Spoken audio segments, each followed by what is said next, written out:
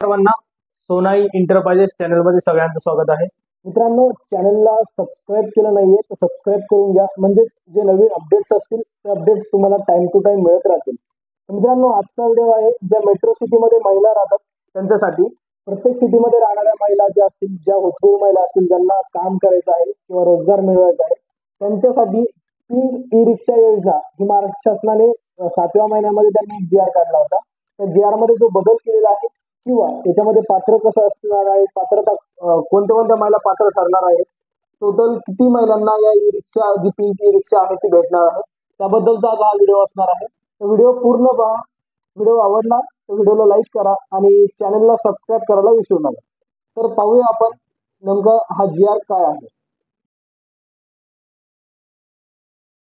Pink E रिक्षा योजना जी आहे ती काय आहे नेमकी आणि काय GR आहे तो. तर GR मध्ये काय बदल झालेले आहेत ते सुद्धा आपण आज या GR मध्ये व्हिडिओमधून पाहणार आहोत. तर सुरू करूया. बघा, हा पहिला GR होता ज्यामध्ये राज्यातील गरजू महिलांना रोजगारासाठी पिंक गुलाबी म्हणजे पिंक किंवा पिंक इंग्लिश मधून गुलाबी ई रिक्षा उपलब्ध करून देण्यास मान्यता देण्याबाबत हा GR आलेला आहे 8 जुलै 2024 ला. आणि हा जो नवीन GR आहे 16 सप्टेंबर 2024, यामध्ये बघा की राज्यातील गरजू महिलांना रोजगारांसाठी पिंक ई रिक्षा उपलब्ध करून देण्यास मान्यता देण्याबाबत, बरोबर, यामध्ये बदल झालेले आहेत. तर आपण सुरुवातीला पाहूया नेमकं ई रिक्षा जी आहे पिंक ई रिक्षा कोणाला भेटणार आहे, त्यामध्ये पात्र महिला कोण असणार आहेत त्या वगैरे. ओके. तर यामध्ये प्रस्तावना अशी आहे की ज्यामध्ये पिंक ई रिक्षा 17 शहरामधल्या 10,000 महिलांना रिक्षा खरेदीसाठी म्हणजे अर्थसहाय्य पैसा उपलब्ध करून देणार आहे सरकार. यामध्ये राज्यातील महिला व मुलींना रोजगार निर्मितीस चालना देणे यासाठी ही योजना राबवण्यात येणार आहे. यामध्ये बघा शहर कोणते कोणते आहेत. पहिले आहे मुंबई उपनगर, ठाणे, पुणे, नाशिक, नागपूर, कल्याण, अहमदनगर, नवी मुंबई, पिंपरी, अमरावती, चिंचवड, पनवेल, छत्रपती संभाजीनगर, डोंबिवली, वसई विरार, कोल्हापूर व सोलापूर, बरोबर. एवढ्याच सिटीमध्ये एवढ्याच जी सिटी आहेत मेट्रो सिटी किंवा मोठ्या सिटी आहेत त्यांच्यामध्ये ही योजना राबवण्यात येणार आहे. यामध्ये बघा आता लाभार्थी किती किती असणार आहेत. टोटल आहेत 10,000 लाभार्थी. पण त्या व्यतिरिक्त इथे आहे मुंबई उपनगरमध्ये 1400 लाभार्थी असणार आहेत. ठाणेमध्ये 1000 लाभार्थी भेटणार आहेत. पुणेमध्ये 1400 लाभार्थी असणार आहेत. नाशिक जिल्ह्यामध्ये 700 लाभार्थी असणार आहेत. नागपूरमध्ये 1400 लाभार्थी असणार आहेत.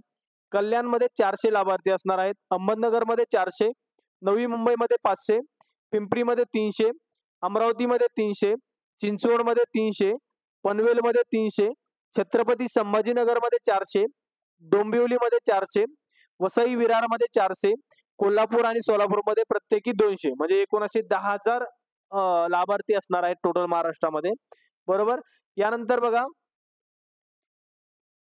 योजनेचे स्वरूप काय असेल, तर सदर योजनेअंतर्गत गरजू महिलांना रिक्षा खरेदी करण्यासाठी खालील प्रमाणे अर्थसहाय्य व चालवण्यासाठी इतर सुविधा उपलब्ध करून देण्यात येणार आहेत.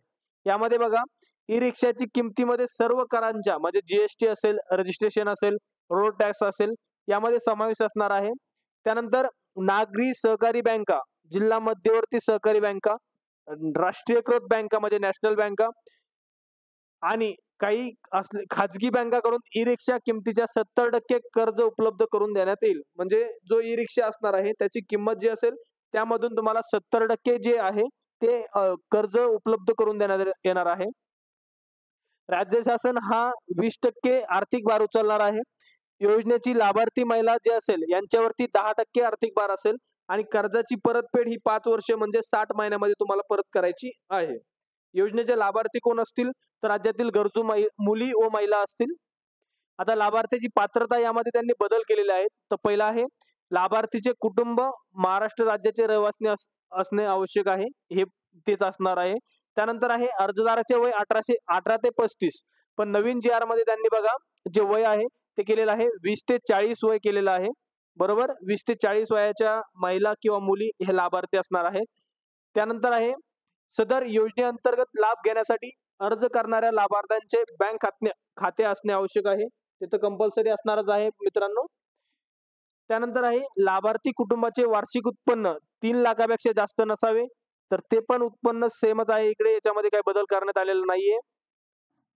लाभार्थ्याकडे वाहन चालक परवाना असणे आवश्यक राहील, यामध्ये बदल केलेला आहे त्यांनी.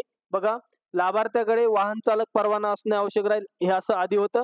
आता आहे लाभार्थ्यास प्रशिक्षण देणे व वाहन चालक परवाना व पी-एस-व्ही बिल्ला मिळणेकरता निवड झालेल्या एजन्सीने सहाय्य करणे बंधनकारक राहील.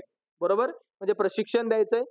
ड्रायव्हिंग लायसन्ससाठी त्यांना परवाना काढून द्यायचा आहे आणि पी-एस-व्ही-ए बिल्ला जो आहे तो काढून द्यायचा आहे. त्यानंतर विधवा कायद्याने घटस्फोटित राज्यगृहामधील इच्छुक प्रवेशित अनाथ प्रमाणपत्र प्राप्त युवती यांना थोडंसं प्राधान्य देण्यात येणार आहे आणि दारिद्र्य रेषेखालील महिलांना सुद्धा प्राधान्य देण्यात येणार आहे. या व्यतिरिक्त लाभ घेण्यासाठी कागदपत्रे काय काय लागतील, तर पहिलं आहे योजनेच्या लाभासाठी ऑनलाईन अर्ज असणार आहे. लाभार्थ्याचे आधार कार्ड व पॅन कार्ड असणार आहे.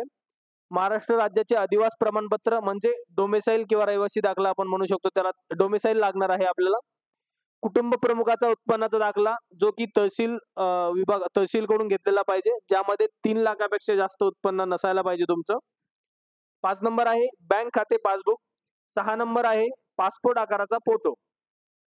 त्यानंतर मतदार ओळखपत्र. आता हे का लागणार आहे मित्रांनो, कारण की 18 किंवा 20 वर्ष पूर्ण झाल्यानंतर मतदार यादीत नाव असल्याचा दाखला, याला आपण मतदान ओळखपत्र लागणार आहे. यासाठी त्यांनी काय सांगितलेलं आहे, 20 वर्ष ते 40 वर्षामधील महिलांना हे भेटणार आहे. त्यानंतर आहे रेशन कार्ड, ड्रायव्हिंग लायसन्स. सदर रिक्षा ही लाभार्थी महिलाच चालवणार असल्याचे हमीपत्र. म्हणजे काय, की आपण रिक्षा घेणार, आपल्या मुलाला देणार किंवा आपण घरच्यांना चालवायला देणार, असं चालणार नाहीये. रिक्षा हे स्वतःलाच चालवायचं आहे. ज्यांना गरज असेल त्यांनीच हा अर्ज करावा. कारण की ज्यांना गरज नाहीये त्यांनी अर्ज करताय, तर ज्यांना गरज आहे ते जे लाभार्थी असतील ते याच्यापासून वंचित राहू शकतात. त्यामुळे कृपया करून ज्यांना गरज आहे त्यांनीच फॉर्म भरावा. यानंतर आहे बघा, पिंक ई रिक्षाचे स्पेसिफिकेशन काय असतील. प्राइस आहे इन्क्लुडिंग ऑल टॅक्सेस 4 लाख रुपये किंमत असणार आहे. मोटर कॅपॅसिटी असेल 10 HP. मायलेज असेल किमान 110 किलोमीटर. सीटर असेल 3+1 म्हणजे काय, मागे 3 आणि एक ड्रायव्हर असं स्पेसिफिकेशन असणार आहे याचं. ओके. याशिवाय परिवहन विभागाने कायद्याने नेमून दिलेले स्पेसिफिकेशन असावेत, तसेच सदर ई रिक्षा नामांकित कंपनीची असावी. बरोबर. आता याच्यामध्ये कार्यप्रणाली काय असेल, तर शासनाच्या प्रचलित धोरणावर अनुसरून विहित कार्यपद्धतीचा वापर करून एजन्सी निवड आयुक्त पुणे यांचे मार्फत शासनाच्या मान्यतेने करण्यात येईल. निवड झालेल्या एजन्सी कंपनी मार्फत योजनेतील नमूद शहरातील पात्र लाभार्थ्यांना ई रिक्षा पुरवल्या जातील. म्हणजे काय, की याची एखाद्या एजन्सीला हे कॉन्ट्रॅक्ट दिलं जाणार आहे आणि तिकडून आपल्याला जे लाभार्थी असतील त्यांना वाटप होणार आहे.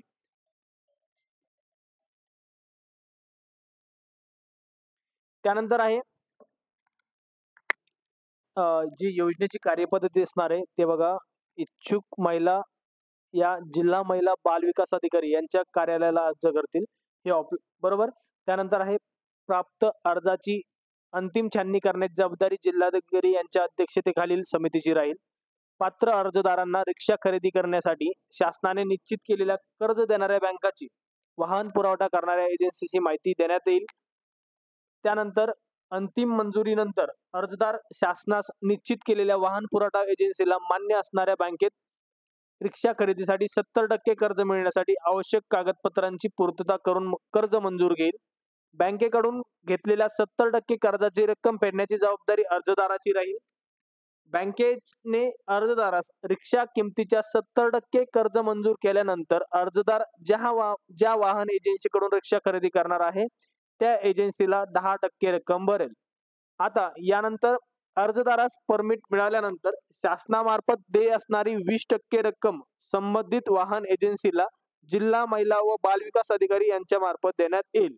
म्हणजे काय, रिक्षा खरेदीची संपूर्ण किंमत संबंधित वाहन एजन्सीकडे जमा केल्यानंतर वाहन अर्जदारास उपलब्ध करून देण्यात येईल.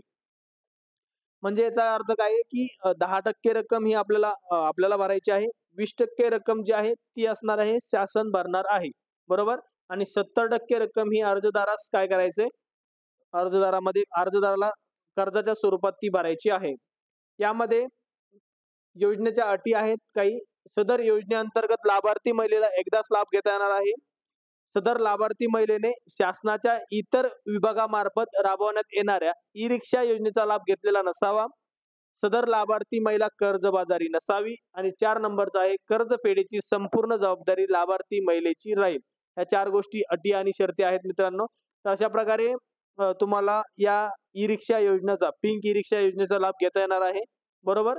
तर व्हिडिओ जर आवडला असेल तर व्हिडिओला लाईक करा आणि जे आमचं चॅनल आहे सोनाई एंटरप्राइजेस, त्या चॅनलला सबस्क्राईब करायला विसरू नका. धन्यवाद सर्वांना.